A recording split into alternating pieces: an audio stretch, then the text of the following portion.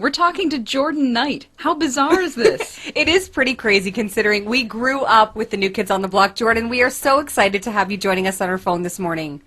Oh, thank you guys. Thank you. Just can't believe how excited we still are, like 15 years later. Feelings do not die. That was kind of my quote. That feelings don't die. They just kind of lay dormant. It's like when you listen to music that you heard when you were younger.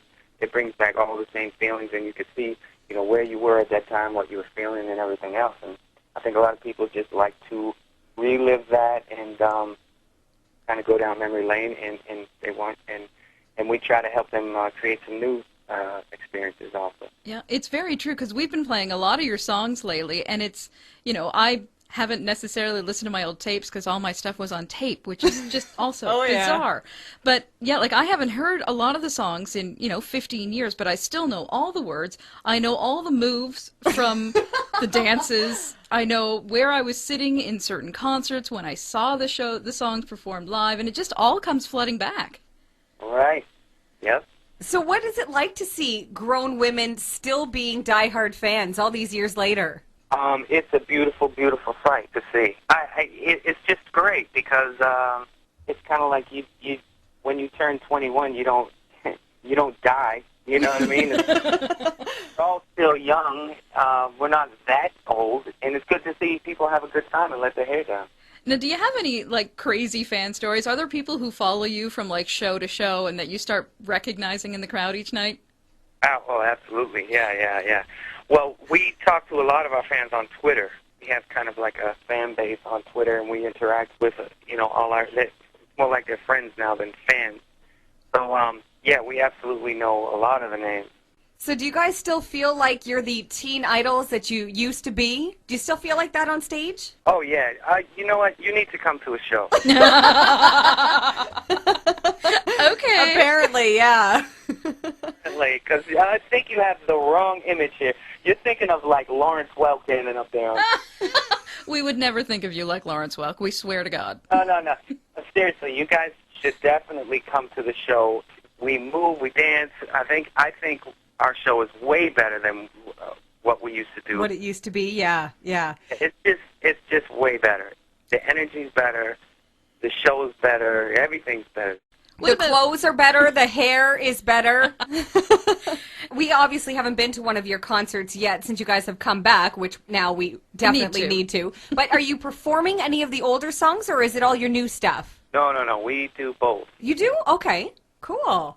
Yeah. Because every time we hear Step by Step, I tell you, Robin and I can't even look at each other. It's crazy. We just get all giggly. It's ridiculous. It is so funny, Jordan. And you know what?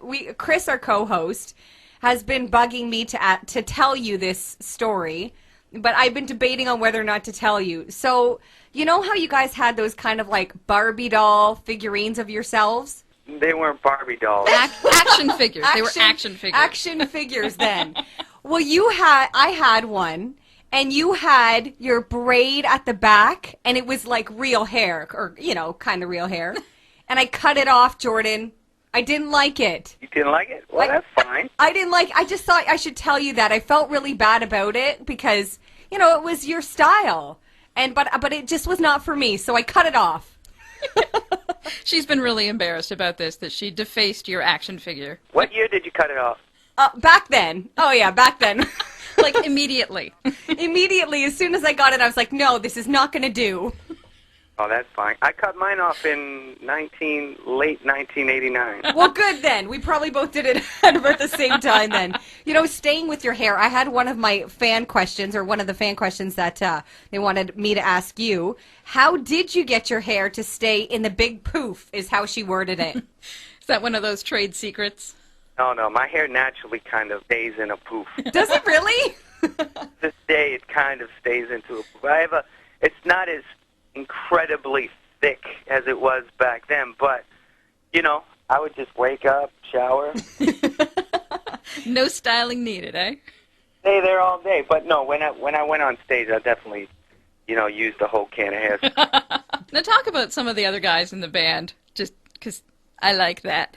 Tell us, because you've all been most of you stayed involved in the music industry to some extent over the years. We've always liked music. We've always liked dancing and Donnie and Joe, they're into the acting thing and stuff like that. And, you know, just because we're not together doesn't mean we're going to quit doing what we love altogether. For sure. Now, was getting reunited still part of the plan all along? Like, have you guys always wanted to get back together? Not always. I think after we were really, really big, I think we all needed a break from that kind of hysteria from each other. So, we took a long, long breather, I guess. And it took that many years for us to want to do it again. Yeah.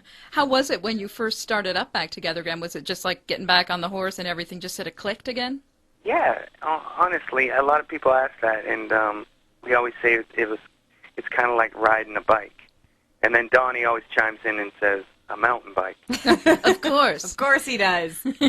Oh, that is awesome. Yeah, no, we were just wondering about the other guys and how things kind of all came to be. And it must be nice to be hanging out with them again after all these years. It is, because nobody really knows what you go through except another person that is going through the same exact thing. We have a strong, strong bond from the past. It's funny because some people will come into the dressing room, we'll just be talking about stories of when we were 14 or 15 or even younger. Remember, we were in elementary school. Yeah, that's right. So we have so many stories that we share. And now, like I was saying earlier, now you guys have wives and kids, so that just brings in a whole new element too. And that it makes it even more special because your kids get to see what you do. You have another purpose for doing it. Yeah, and it's not like, it's just sort of reliving the olden days. You guys are still in your prime and still putting on a rockin' show. Thank you very much. Well, so speaking of that show, we'll kind of wrap things up for you here. It is coming up to Caesars Windsor on June 12th. There are still tickets available. Not many, and certainly not many after this interview. 2 more are now gone. Yeah, exactly. So CaesarsWindsor.com if you want more information on that. Jordan, I can't tell you how many dreams you just made come true. You honestly did. You're my very favorite, and I'm not saying that because we are interviewing you. I was so excited when I heard that we got Jordan. I'm like, we get Jordan, yay! So thank you so much. It was wonderful. You're welcome. And tell Donnie that I still love him. I will. You guys got to come to the show. Fantastic. All right, sounds we will. good. All right. Thanks, Jordan. See ya. Okay, bye-bye.